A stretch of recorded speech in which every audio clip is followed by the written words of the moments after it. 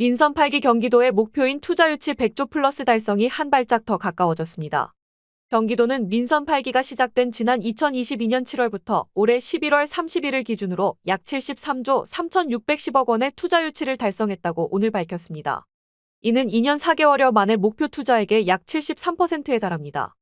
도는 기존 외자 유치 중심에서 국내외 기업은 물론 정책펀드, 테크노밸리 조성 등을 촉망라하는 전방위 투자유치 전략을 추진해왔습니다. 특히 올해는 국제적 불확실성과 경제 위기가 커진 가운데 더욱 공격적인 유치 활동과 지속 가능한 투자 환경 조성에 힘써왔습니다.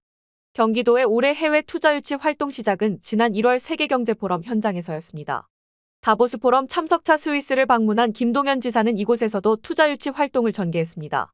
김 지사는 현지에서 세계적 과학기술기업 독일 머크 그룹의 카이 베크만 일렉트로닉스 회장을 만나 전자재료 부문의 경기도 투자를 요청했습니다. 이어 5월 미국을 방문해 신세계사임원 3,500억 원과 코스모 이엔제 610억 원 등 2건의 투자 협약과 2건의 투자 의향 1,570억 원, 투자 상담 8,600억 원 등 해외 투자 유치에 성공했습니다.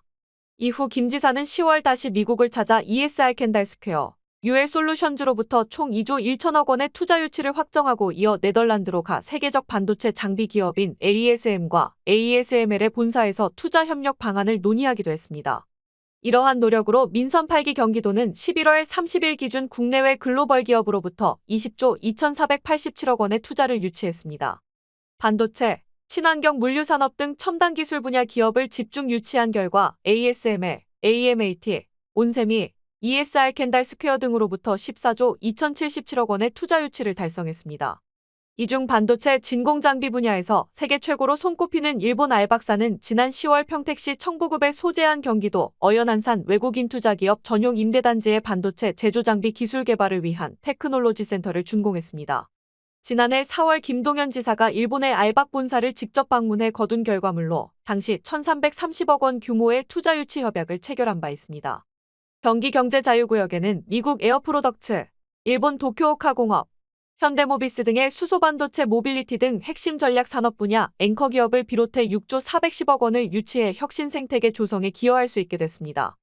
또한 경기도는 반도체와 미래차, 바이오 등 미래 먹거리 발굴을 위해 투자 유치 역량을 집중해 반도체 산업단지 조성 등에 약 33조 280억 원의 투자를 유치했습니다.